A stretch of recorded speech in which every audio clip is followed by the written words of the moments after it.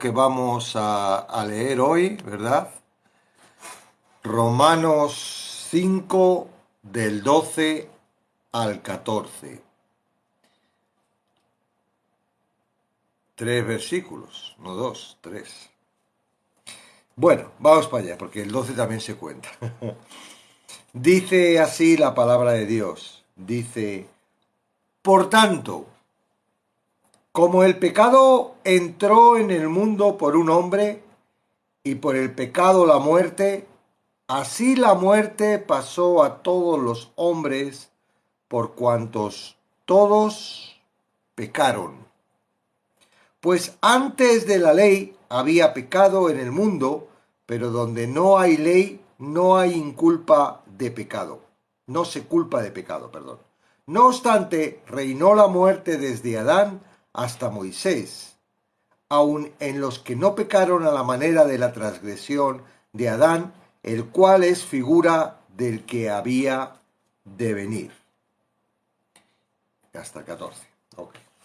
Ese es el texto y vamos a ir. Dice, en vista de la universalidad de la mortalidad, la mente humana se ve asaltada por muchas preguntas. ¿Por qué impera la muerte en el mundo? ¿Por qué todos deben morir, bien sea al fin de una larga vida o apenas su comienzo, si es que le dejan comenzar?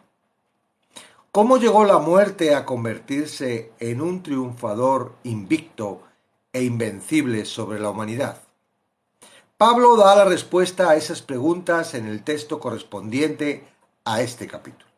Y aunque las verdades básicas que presenta son bastante sencillas en sí misma, su argumento en defensa de ellas no lo es. Su razonamiento expresado por inspiración divina zambulla al lector a profundidades donde hay misterios que nunca entenderemos a plenitud hasta que un día veamos a nuestro Señor cara a cara. El propósito principal de este pasaje, sin embargo, no consiste en explicar por qué mueren todas las personas. Pablo introduce el tema de la muerte solamente para establecer el principio que las acciones de una persona pueden afectar de manera inexorable a muchas otras personas. El objetivo principal de Pablo en este capítulo es mostrar cómo la muerte de un hombre proveyó salvación para muchos. Y para hacer esto, el apóstol muestra primero el carácter razonable de esa verdad, dado que el pecado de un hombre produjo condenación para muchos.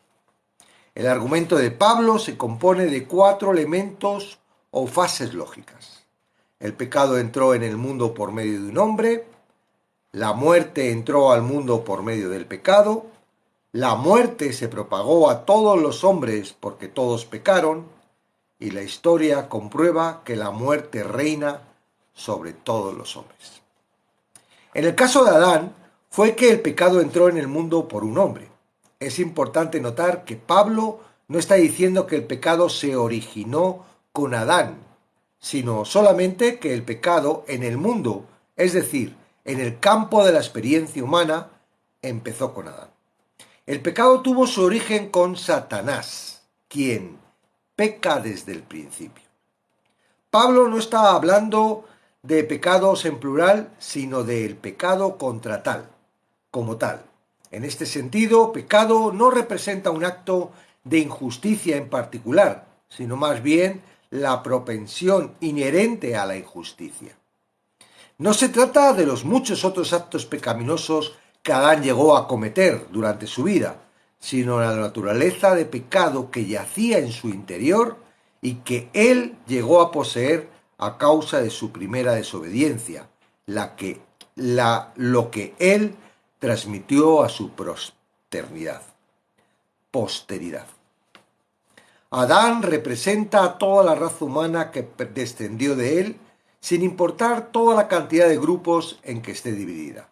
Por tanto, cuando Adán pecó, toda la humanidad pecó, y puesto que su primer pecado transformó su naturaleza interna, esa naturaleza ya pervertida también fue transmitida a su posteridad. El segundo elemento en el argumento de Pablo es que debido a que el pecado entró al mundo por medio de un hombre, así también la muerte, la consecuencia del pecado, entró al mundo por el pecado de solo un hombre.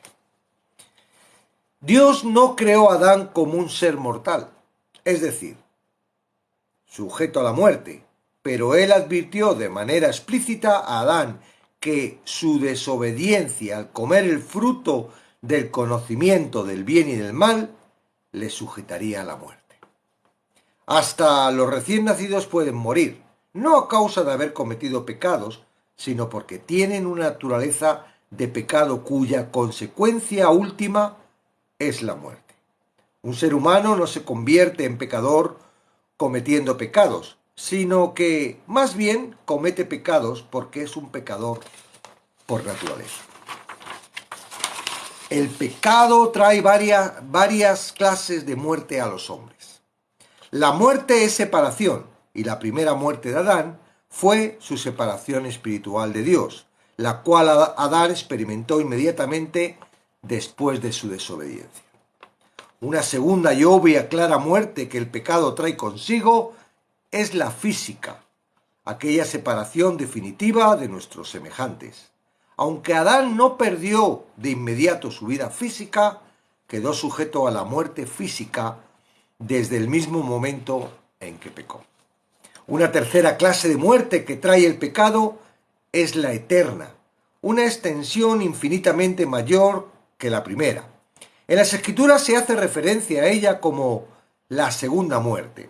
Y esta muerte no solamente trae separación eterna de Dios, sino también tormento eterno en el infierno.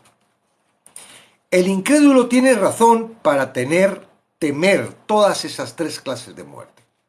La muerte espiritual impide su felicidad terrenal. La muerte física acaba con toda la oportunidad para obtener la salvación. Y la muerte eterna traerá un castigo perpetuo. Por otro lado, los creyentes no deben temer ninguna clase de muerte. Ellos han sido salvados de manera permanente por Cristo de la muerte espiritual y eterna. Y su muerte física o el arrebatamiento les dará entrada a su presencia divina. Para los creyentes, Cristo ha quitado por completo el temor de la muerte. Un tercer elemento en el argumento de Pablo es que la muerte fue transmitida a todos los hombres sin excepción alguna. Ningún ser humano ha escapado jamás de la muerte. La depravación natural humana no es el resultado, sino la causa de los actos pecaminosos del hombre. A un infante no se le tiene que enseñar a desobedecer o a ser egoísta porque nace con esas tendencias. A un niño pequeño no hay que enseñarle a mentir o a robar. Esas cosas naturales para su naturaleza caída son cosas naturales para su naturaleza caída y él las expresará en el curso de su vida a menos que se le impida hacerlo. Aunque Eva desobedeció primero el mandato de Dios, aunque Eva desobedeció primero al mandato de repito para que quede claro. Aunque Eva desobedeció primero el mandato de Dios, Adán fue quien tuvo que rendir cuentas primero por su desobediencia, porque Adán no fue engañado, sino que la mujer, siendo engañada, incurrió en transgresión. Adán no tenía excusas en absoluto. Al no ser engañado, sino plenamente consciente de lo que estaba haciendo, desobedeció a Dios de forma deliberada. Un cuarto elemento en el argumento de Pablo es que la historia verifica que la muerte es una realidad universal. El apóstol señala que antes de que Dios diera la ley en el monte Sinaí, el pecado ya estaba en el mundo. Sin embargo, el fracaso del hombre en cumplir los estándares de la ley no se inculpa ni se tiene en cuenta contra los hombres, porque ellos vivieron durante un periodo en el cual no había ley.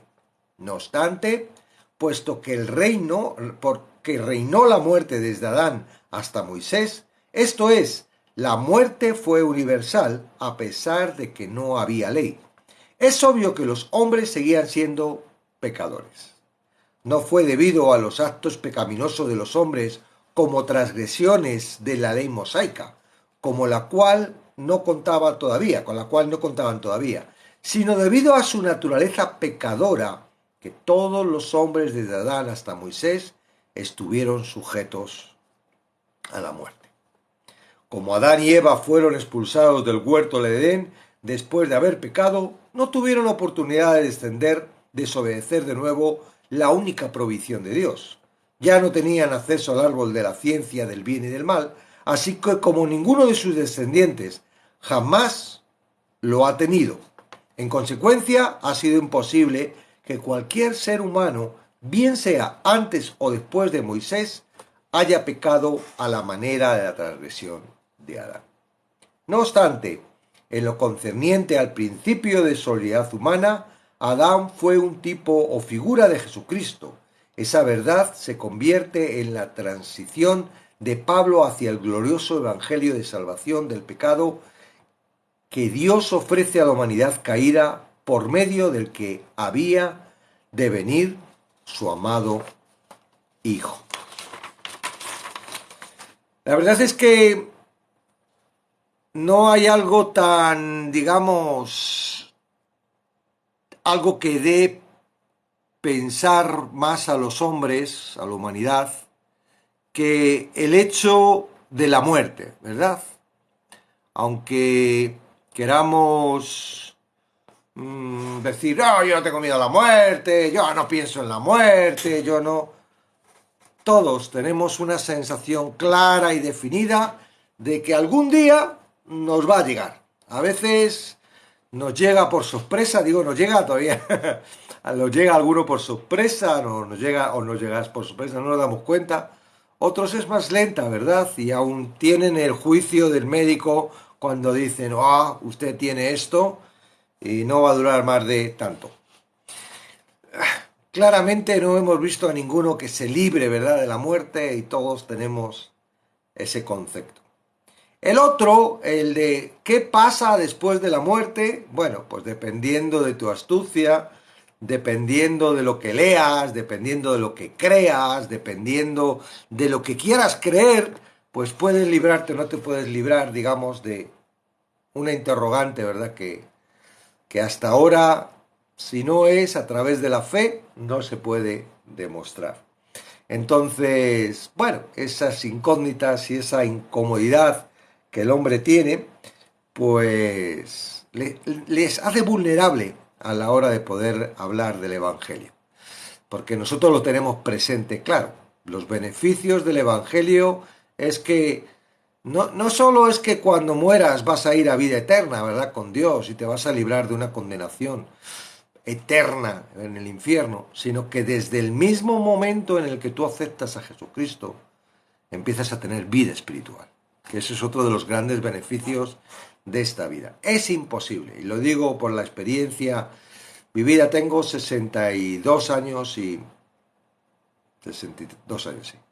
Este año cumplo 63. 62 años y yo no he sentido la felicidad hasta que no he entendido lo que hizo Jesucristo por mí y dónde estoy ahora. Entonces, quiero decir, y la he buscado, y sí, ha habido momentos, ¿verdad?, que parecía que la había alcanzado, de éxito, de bienestar y tal, pero al final no tiene nada que ver con la seguridad que uno se tiene en Cristo. El hombre, el humano, y yo creo que es por naturaleza también, tiene en sí ese carácter de querer buscar la felicidad y de querer buscar... Y lo buscamos de muchas formas, aunque nuestro corazón es muy engañoso y a veces nos hace buscarla en sitios donde en vez de encontrarla lo que encontramos es mucho sufrimiento, ¿no? Entonces, el tema de hoy va sobre la muerte, ¿verdad?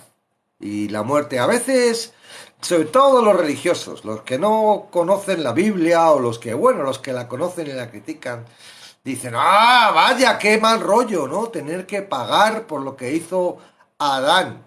Y digo Adán porque algunos aculpan a Eva, y es curioso que aquí en el texto lo dice claramente, Eva fue engañada, con lo cual no fue una desobediencia voluntaria.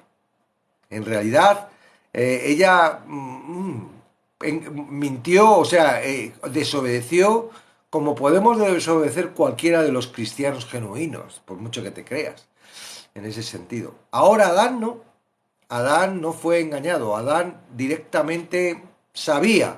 Ah, es más, fijaros que fue Dios quien le dijo a Adán y después creó a la mujer, es decir, lo del arbolito Adán se lo transmite a Eva y no sé cómo se lo transmitiría, porque cuando está hablando con la serpiente tienen algunos conceptos cerrados, ¿no?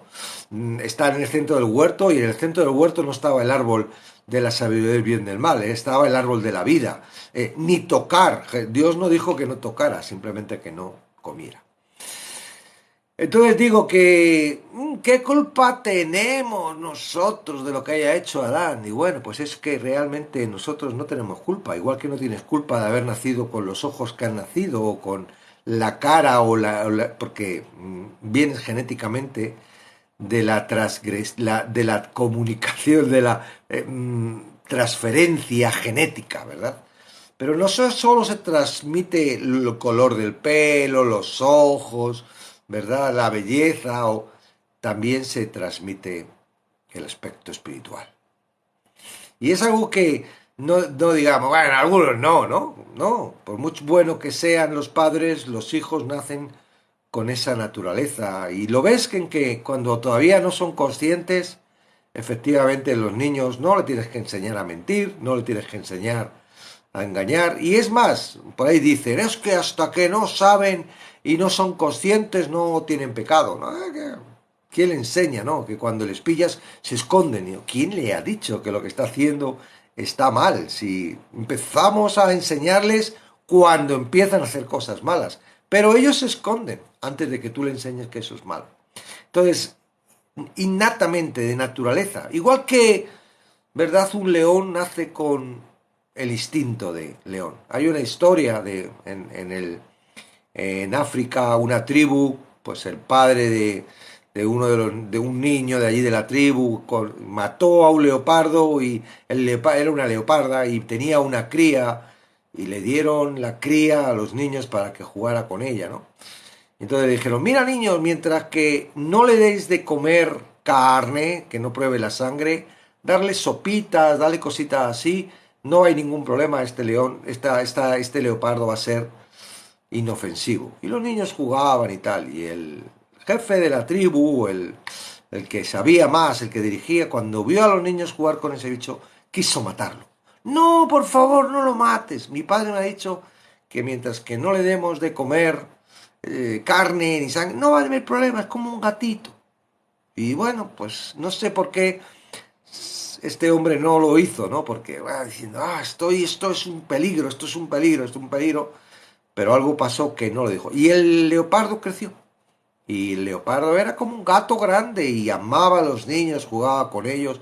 Es más, cuando salían a la selva los niños con el leopardo les defendía de otros animales y todo iba genial y fantástico. Hasta que un día, una de esas salidas, uno de los niños se cayó y se hizo una herida. Y el leopardo fue pues con el instinto de curar la herida. ¿Qué haría un gatito? ¿Qué haría un animal para curar la herida? Sino lamer la herida. Y al lamer la herida, ¡chan! El instinto depredador entró en su cuerpo y el gato, el leopardo, mató al niño y a los otros dos que venían detrás. No es que el leopardo fuese malo, es la naturaleza del leopardo. Eso nos pasa a nosotros. No es que un niño, un bebé sea malo, no es que un niño cuando es pequeñito, tiene 1 año, tiene 2 años, tiene 3 años, es malo. No, no es malo. Pero tiene la naturaleza mala. Ahora, yo cuando empecé a entender todo esto dije, wow, o sea, que a través de Jesucristo puedo volver a Génesis 2. ¿Verdad? Génesis 2 es Adán y Eva andando, ¿verdad?, en armonía con Dios. No habían muerto al pecado. Génesis 3 viene la separación. desobediencia, todo el argumento, todo lo que pasa con la serpiente, y hay separación. Y a partir de entonces, la humanidad está separada hasta que viene Cristo y nos vuelve, a través de Cristo, nos vuelve a separar a Dios. Y dice, voy a volver a Génesis 2, pero en realidad nosotros nunca hemos estado en Génesis 2. ¿Por qué? Porque nacemos ya en Génesis 3. Nacemos después. Ya no es como la historia del hijo pródigo, ¿verdad? Estaba con papá y decide marcharse. Y entonces se da cuenta de que no puede solo y vuelve con papá porque sabe cómo estar con papá. No, nosotros no sabemos cómo es estar con papá porque nacemos separados de papá. Y eso es el problema. Por eso no podemos ir a Cristo por nuestra propia cuenta, porque no es algo que nosotros hayamos hecho. No decidimos, me voy a ir de Dios. Quiero volver a Dios. No, nosotros nacemos fuera de Dios. Y eso es importante, que tú lo reconozcas. Tú puedes haber sido una persona bellísima, un niño bueno, obediente, haber crecido, ser muy tímido, o una niña, ¿no? Estoy hablando de niño, niña, ¿vale? Y decir, no, pero si yo no he hecho nunca nada malo, siempre he sido bueno. No importa. Tu naturaleza es pecaminosa. Simplemente es que todavía no has probado la sustancia que despierta la fiera que hay dentro de ti, como la historia del leopardo. Entonces, necesitamos, ¿verdad? No podemos volver nosotros porque no se trata de que, ¿por qué habré hecho esto, que soy pecador? No. Lo que hacemos es consecuencia de lo que somos. Nacemos con naturaleza pecaminosa, hacemos pecados. Constantemente. Es por nuestra naturaleza. No lo que nos culpa es lo que nos hacemos, no.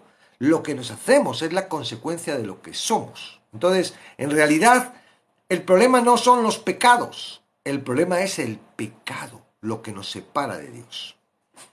¿Y cuál es el pecado que nos separa de Dios? Eso mismo.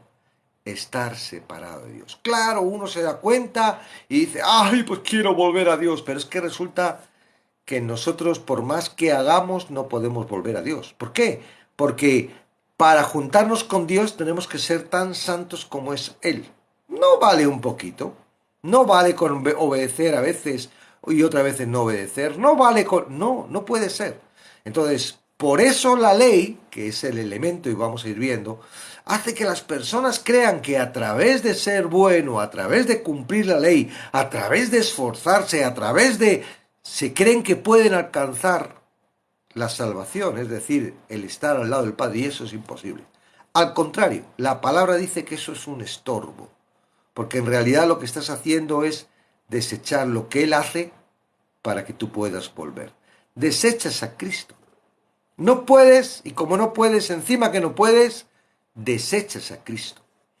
Entonces, por eso digo que en nuestra impotencia, en nuestro desconocimiento de qué es estar al lado del Padre, porque nunca hemos estado, necesitamos de alguien, y ese alguien es el Evangelio.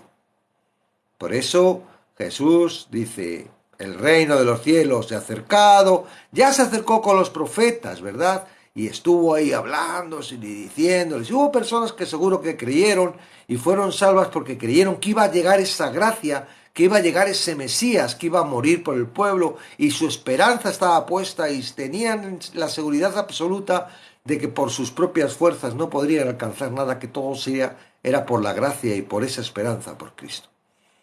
Claro, a lo mejor nosotros que hemos nacido en el Nuevo Testamento, ¿verdad? Cuando ya estaba todo montado, pues la importancia del Antiguo Testamento para nosotros no es tanta como aquellos que vivieron bajo la sombra del Antiguo Testamento, porque todavía no había venido Cristo. Pero el Antiguo Testamento enfoca la gracia. Claro, nosotros nos damos cuenta, pero ellos se daban cuenta. No todos. Estaban los típicos religiosos, con los cuales nosotros conocemos muy bien y que son los que más llaman la atención, los que suelen decir, haz esto, haz esto, haz esto, y ellos mismos ni lo hacen. Y es una trampa. ¿Por qué? Porque ellos saben que no pueden tener paz con eso, pero están ahí fanfarroneando. ¿Cómo qué? Como hipócritas, ¿verdad? Como les dijo Jesús, hipócritas. sepulcros blanqueados. Eran tumbas, olían a podrido, pero ellos se creían que estaban blanquitos y limpios, ¿no? Y en realidad no. Pero sí hubo personas que en el Antiguo Testamento, ¿verdad?, fueron salvas. ¿Sí? Y nos vamos a encontrar con ellas cuando estemos ahí arriba todos juntos, ¿verdad? Y luego pues, bajemos con Jesucristo a pasar el milenio. Bueno, todas estas cosas que estamos viendo en el curso de Apocalipsis. Entonces, digo, necesitamos del Evangelio, ¿para qué? Para poder entender dónde estamos. Por eso, lo primero que hacía Juan el Bautista, ¿verdad? La primera palabra de su prédica es arrepentíos. Ahora, el arrepentíos se ha convertido en un elemento de, yo qué sé, de justificación, te tienes que arrepentir, como diciendo todos tus hechos. Entonces uno se está constantemente arrepintiendo de lo que hace, pero no se arrepiente de lo que es. Y ese es el problema.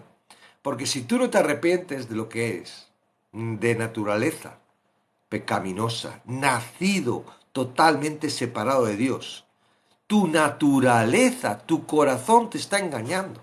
Te está diciendo, ay, vamos a buscar a Dios, ay, vamos a ser buenos, ay, vamos a que cuánto le amamos. Te está engañando. Mientras que tú sigas dirigido tu vida con ese corazón, tú sigues siendo pecador. Por eso arrepiéntete de que no te has dado cuenta hasta ahora de tu naturaleza. Tu naturaleza hace que transgredas. Y por mucho que es como decir, imagínate un peral que da peras. ¡Ay, perdóname por las peras que doy! Yo no quiero dar peras y sigue dando peras. ¡Ay, perdóname por las peras! No puede dar otra cosa nada más que peras. Pues si tu naturaleza está separada de Dios, no puedes hacer otra cosa que transgredir.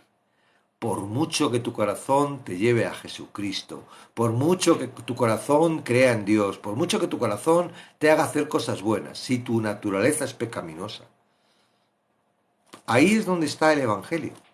¿Cuál es el arrepentimiento? El arrepentimiento es lo que prepara el hacha. ¿Para qué? Para que te corte. Y eso es doloroso. ¿Tú crees que el árbol no le duele cuando le cortan? Está matando al árbol. Y es que tú tienes que morir a tu naturaleza. Es que tú tienes que darte cuenta de que tu naturaleza no puede continuar. Algo nuevo tiene que venir. Y ese algo nuevo no lo vas a controlar tú. Lo va a controlar Dios. Entonces tú eso no lo puedes controlar. ¿Tú qué puedes controlar? Darte cuenta. Ay, mi naturaleza, necesito ese hacha que venga y me corte, pero no de arriba que me puede salir ramas, no de raíz. ¡Chas! El hacha está preparada para saltar la raíz. Porque solo cortando el árbol deja de dar fruto. Solo cortando el árbol deja de dar fruto. Entonces, la muerte pasó. No le eches la culpa a Adán. Es parte de ti. ¡Ay! ¿Por qué he nacido si no tenía que haber nacido? Si eso te dijo Job y han dicho muchos. Bueno, pero estás aquí. No porque te lamentes, no porque maldigas, vas a librarte de algo peor, porque luego puedes estar en la eternidad maldiciendo a Dios todo lo que quieras, porque no te va a sacar de ahí. Yo creo que puedes tener una pizquita de iluminación hoy y decir, qué tonto, ¿por qué voy a seguir tan terco? ¿Por qué voy a seguir a este corazón? ¿Por qué no intento ver cómo es ese Dios que me ha creado y me ha traído aquí para un propósito? ¿Por qué no me di cuenta de que no es problema de Dios, es mi problema? Que realmente creo que soy muy bueno, creo que soy mejor que otros, pero en realidad tu naturaleza es mala. Porque no es algo que yo diga o que diga, es algo que se demuestra. ¿Por qué está el mundo como está? Si la naturaleza del humano no fuese mala, el mundo sería otra cosa. ¿Tú crees que el mundo puede cambiar? ¿Todavía crees que alguien, bueno, y si viene ese alguien con paz, ten miedo, es del anticristo, que los cristianos creemos, no lo vamos a conocer, porque eso pasa después? Pero bueno, hay muchos anticristos, hay muchos que han venido aquí diciendo yo soy el Cristo y voy a... ¿Mm? Entonces, ya deja de luchar contra el Creador. Ya deja de luchar. Ya deja de hacer caso al corazón que te está llevando a una situación muy peligrosa. Te está llevando al borde del abismo y tu vida no sabes cuándo va a acabar y si acaba de esa forma es muy mal. ¿Qué tienes que hacer? Primero reconoce. Si no lo reconoces tienes un problema. Porque por mucho que creas en Jesucristo, por mucho que hagas oracioncitas, por mucho que leas la Biblia, si tú no reconoces que estás muerto, que tu naturaleza es muertos en tus delitos y pecados. Ay, ¿qué son pecados? ¿No? Ay, ¿cuáles son los pecados? Nada, no tengo que decírtelo, no tengo que perder el tiempo. Lo sabes. Sabes, aquí puedes estar muy guapo y además ni te veo la cara. Pero tú sabes cómo eres. No hace falta que yo te diga. Todos nos conocemos, ¿verdad? Hay solo un ser que te conoce más que tú te conoces. Y ese es Dios. Y ese te está diciendo arrepiéntete. Ahora, luego vamos a seguir. Porque vamos a ver que esta naturaleza, ¿verdad? Dios preparó un plan. No puedes. Una naturaleza como esta no puede hacer nada bueno. El plan lo prepara Dios para sacarnos de esta naturaleza. Y ese es el amor de Dios. Si tú solo ves la maldad de Dios, nos ha creado, qué culpa tengo yo de haber nacido así y tal, bueno, pues sigue dándole coces a tu aguijón. ¿Qué culpa tiene el gato que tienes en tu casa de haber nacido gato y que tú te apetezca tener una mascota? Me imagino que el gato pues dirá, bueno, pues tengo que aguantarme y tengo que aquí comer lo que éste diga, acariciarme lo que éste diga. Y hablo un gato porque es muy independiente, pero imaginaros un perro. Y hay muchos por ahí animalistas, que están en defensa de los animales y yo les daría un repaso fuerte de qué defensa, de qué animales, ni qué. ¿Quién son? Primero tienen que medirse ellos y decir, ¿de verdad sabéis cuál es vuestra naturaleza y lo que queréis? Son capaces de defender a un perrito y les da lo mismo ver cómo matan niños por ahí, cómo los sacrifican. Eso no es importante. Pero un perrito sí. No estoy diciendo el matar a todos los animales, no me confundáis, porque Dios nos puso para sojuzgar. Y cuando uno está en el orden de Dios, lo que sale de Dios es todo correcto. No hay ahí, ay, que me gusta mucho darle patas a los perros, ¿no? No, porque lo que yo hago ahora es lo que le agrada a mi Dios. Y lo que le agrada a mi Dios, pues a lo mejor no es tener una mascotita para que el niño se divierta. A lo mejor eso no le agrada tanto a Dios. ¿Amén? Entonces, por tanto, como el pecado entró en el mundo por un hombre y por el pecado la muerte, así la muerte pasó a todos los hombres, por cuanto todos pecaron. Esta es la sentencia directa, genética de la humanidad. No hay ni uno. Bueno, sí, el único que nació sin pecado, Jesucristo. Por eso tuvo que hacer algo especial, ¿verdad? Curioso que el hombre es el que porta los genes. Hay un montón de cosas ahí muy curiosas, pero genéticamente no fue por el hombre. No fue el gen del hombre, fue el gen de Dios, el que creó a Jesucristo. Tú no lo vas a entender porque somos humanos y no somos dioses. Pero bueno, algún día estaremos allí y nos sentaremos a que Dios nos cuente todos esos secretos cara a cara. Amén, si es que quieres estar allí. Entonces, eso es lo que tú tienes que entender. Que no se trata de ti ni de lo que tú haces. Se trata de tu naturaleza. Y esa naturaleza está contigo. Y vas a ver, ahora continuando todo el libro de Romano, no te abandona, aunque aceptes a Cristo.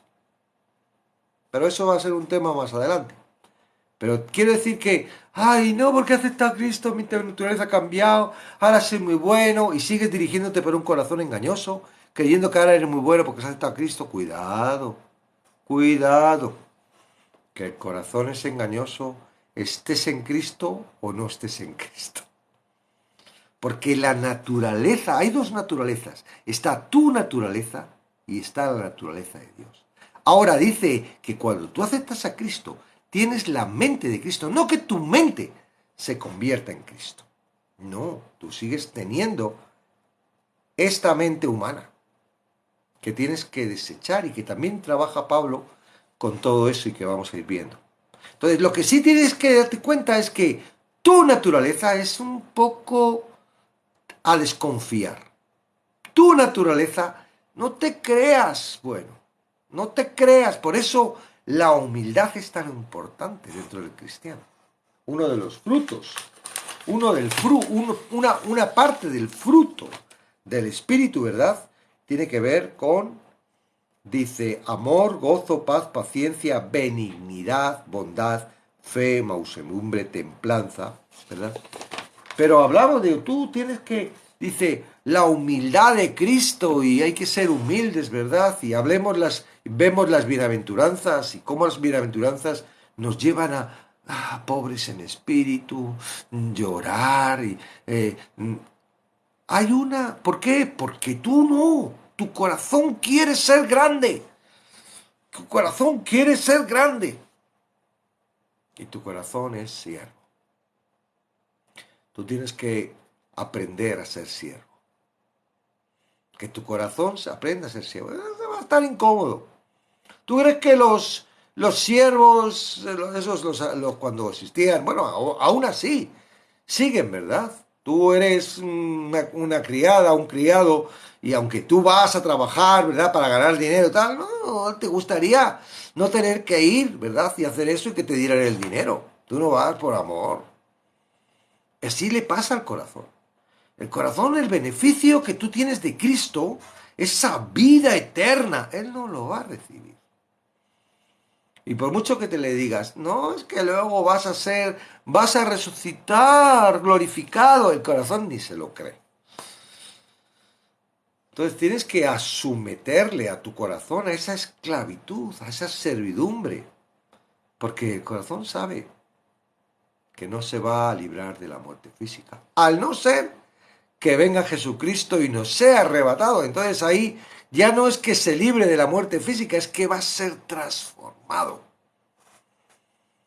Porque cuando estemos glorificados como Cristo, ya este cuerpo de muerte, este cuerpo carnal, este cuerpo de pecado ya no, porque ya está glorificado. Es algo distinto. Ahora, la santificación y la justificación, que también lo vamos a ver esta semana, trabaja con eso. Somos justificados a través de Jesucristo y en ese mismo momento empieza la santificación.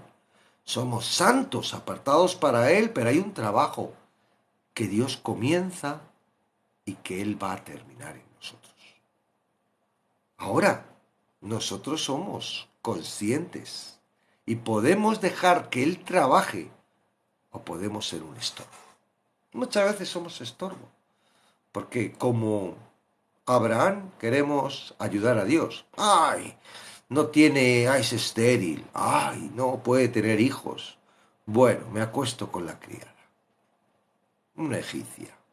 La descendencia de Jesús que de una egipcia. Aunque no le importa, porque la verdad es que ahí tenemos, ¿verdad? Dentro de la genealogía de Jesús, algunas mujeres que no eran hebreas.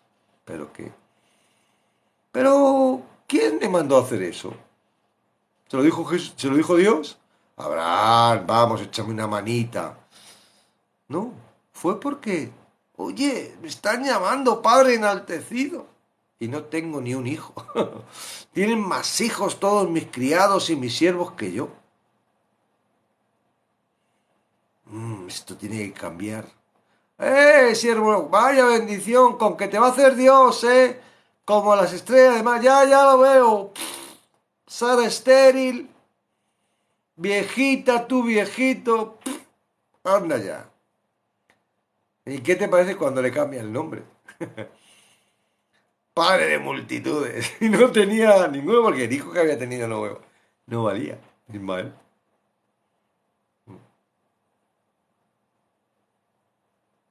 Tu corazón es estorbo para lo que hace Dios. Por eso tenemos que conocer el corazón. Esa es parte del tiempo que estamos con la palabra. Tenemos que darnos cuenta de nuestra naturaleza caída, de lo que realmente somos. Y dejar ya de, no, ahora tengo el Espíritu Santo y el Espíritu Santo me da poder. ¿Qué poder te va a dar a ti? ¿Él tiene poder? Sí. ¿Puede hacer lo que quiera? Absolutamente. Y en contra de lo que tú digas. Pero no va a favorecerte para que tú te creas que eres la última Coca-Cola del desierto.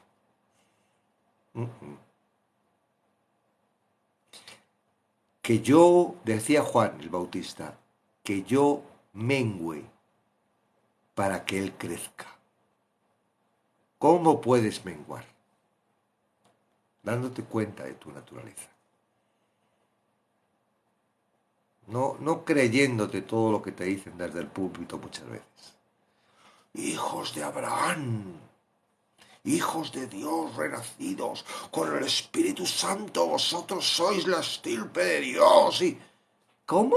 No, Él es la estirpe de Dios. Yo formo parte, soy una uñita, un pelo, una ceja del cuerpo de Cristo. Pero yo, ¡ay, Señor, qué misericordia! Con lo que yo siento, con lo que yo pienso, con lo que yo deseo a veces hacer, si es que da impresión de que no te conozco y tienes que conocerte, porque si no te conoces, ese corazón toma la posición y te lleva al lugar donde Él quiere. Y Él quiere vivir el mundo. Y encima está súper contagiado, súper motivado por Satanás. Muchos de los pensamientos son de él. Cuando te venga un pensamiento así de repente, que sea ¡pam! No algo que llevas continuamente, que eso ya lo has generado. No, ¡pam! Mira ese. ¿Qué pinta tiene más rara? Duda. Duda porque son zancadillas que Satanás pone en tu mente para llevarte a un sitio incómodo. Mira qué mirada te está echando ese. Que a lo mejor ni te está mirando, pero te ha venido el pensamiento. Uy, qué mirada me ha hecho ese. Y ya basta para que te venga el pensamiento, para que ese hombre a lo mejor está pensando, yo qué sé, en la factura de la luz. Pero el pensamiento que te ha venido aquí, ¡oh! Tengo discernimiento de espíritu. ¿Qué discernimiento? Un pensamiento satánico que te lleva a una situación incómoda, que lo único que te va a hacer es cortarte la comunicación con Dios para que solo escuches tu corazón y te dirijas por Él. Arrepiéntete de haber estado dirigido tanto tiempo. Yo sé que soy muy pesado en esto, pero es que a mí me ha hecho tanto bien, y diría ahora, si os viera, levantar la mano los que lo entienden, para saber todavía quién no lo entiende, para seguir reforzando, porque yo me di cuenta, y ahí cuando yo me di cuenta, es cuando yo me pude arrepentir, yo dije, Señor, ¿cómo no me voy a arrepentir si he estado llevando a mi familia con este maldito corazón, que he estado llevando a mis hijos, haciendo, queriendo honrar a Dios, queriendo obedecer, y lo único que hacía era seguir este corazón, Señor, ¿cómo no me voy a arrepentir? Pero para arrepentirte tienes que darte cuenta de cuál es tu naturaleza. Y la palabra es experta, porque no se trata de que tú te des cuenta, porque el corazón es muy astuto, pero la palabra es experta. Tú al hablar, al leerla, tú tienes que decir, Señor, ¿qué me estás diciendo en mi corazón? Cuando oigas hablar de los fariseos, no pongas, y uy, qué malos eran los fariseos. No, tú tienes que decir, los fariseos son personas, tienen corazón, es como mi corazón, está hablando de mi corazón, está hablando de mi corazón. Cuando veas a la mujer adúltera, no pienses, ¡hola! ¡Qué vergüenza la mujer adúltera! No, tú eres la mujer adúltera. Tú eres esa mujer que, aun expuesta a que la mataran, quiso tener gozo. pensó que se iba a librar. Tú eres la persona. No era mala. No era mala. Simplemente era una mujer dirigida por un corazón. Un corazón que no tiene, no se sacia. No se sacia. No se sacia. Tú crees que haciendo esto te vas a saciar y ¿qué va? Te pide más y más y más y más. Y siempre te va a pedir más de lo que tú puedes dar. Para frustrarte. Para tenerte incómodo, para que, ay, yo no quería vivir así, yo quería vivir de esta forma, yo... Ese es el corazón. Y tú estás siendo dirigido por ese corazón. Ahora la palabra te lo dice. Todos los hombres, por cuanto todos pecaron. Todos. Y luego dice, por tanto como el pecado entró en el mundo por un hombre, y por el pecado la muerte, todos los hombres hemos sido contagiados.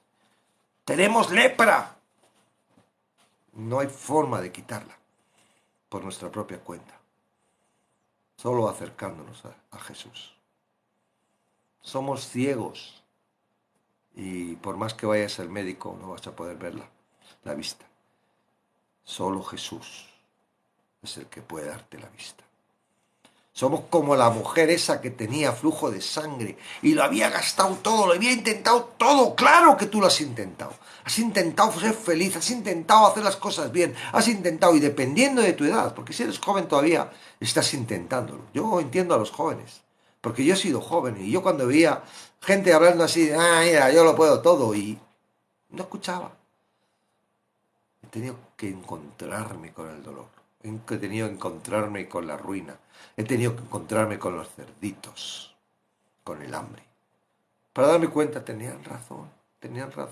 Y claro, nosotros ahora los padres le decimos a los hijos, mira, daros cuenta, que yo no me he dado cuenta. Pero los hijos no se dan cuenta.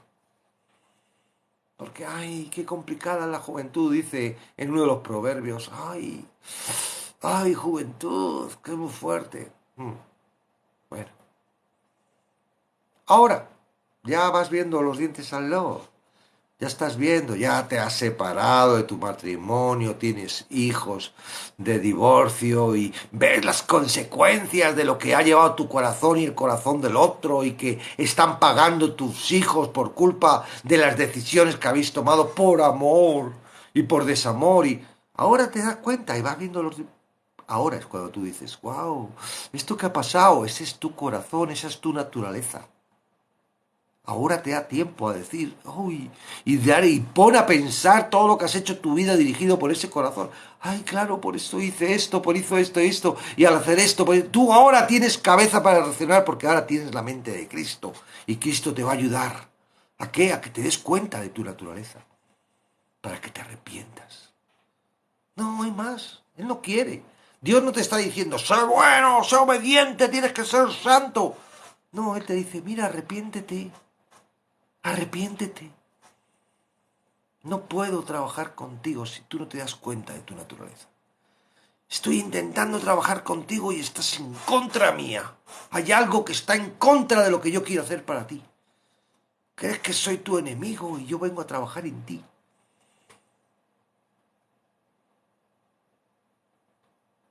Amén. Pues antes de la ley había pecado en el mundo. Bueno, todo esto ya es jurisprudencia, ¿no? Para aquellos que dicen, es que como no hay ley, no hay pecado. Hasta que no hay ley, entonces, ¡pum! Y meten la ley y tienen que cumplir la ley. ¡No! El pecado está desde la naturaleza del humano, desde Adán. Aunque quieras cumplir la ley, tienes pecado. Aunque seas un experto cumplidor de la ley, tu naturaleza es pecadora y pecas. El mayor pecado, que eres un pedante y un egoísta, un idólatra de ti mismo, que te crees que puedes ser como Dios y que puedes ser lo que nadie ha sido. Ni uno, no hay ni uno. Todos se desviaron. A una se hicieron inútiles. Inútiles, todos. Tú conmigo. No obstante, reinó la muerte desde Adán hasta Moisés, aunque los que no pecaron a la manera de la transgresión de Adán, el cual es figura del que había de venir. Pero el don, la gracia, no fue como la transgresión. Ay, estoy en el 15, eso es para mañana. Ya iba a pasar porque ya viene ahí lo fuerte y lo bonito. No te lo pierdas, mañana viene bien. Hoy trabaja con quién eres, tu naturaleza. Hoy trabaja con eso y sí, mira, bienaventurados los que lloran. Si tú lloras porque entiendes que eres bienaventurado. El problema es que no te des cuenta y ni llores. Pero si lloras, yo lloré, pero y mucho, ¿eh? Porque yo me creí que era el mejor de todos. El mejor, el más esforzado, el mejor, el más tonto, el más inútil. Y que por la misericordia de Dios no perdí mi familia, y perdí mis hijos, y perdí todo. Ahora ya solo me queda confiar en la provisión de mi Dios y en lo que Dios quiere hacer. Y en creer que todo lo que está pasando, aunque yo ahora lo vea mal, aunque lo vea turbio, aunque no lo entienda, está en sus manos. Ahora lo entiendo. Antes me comía, estaba todo el día preocupado, mis hijos hacían una cosa y yo no podía, y ahora no, ahora ya digo, bueno, y no, ni os cuento cómo estoy, pero no importa. En mi vida está el éxito que consiguió Cristo en la cruz. Y claro, amo a mis hijos, pero soy consciente que yo no puedo hacer nada. Y soy consciente de que Él lo puede hacer todo. Entonces, ¿para qué me voy a comer el tarro y dar vueltas? La palabra. Amén.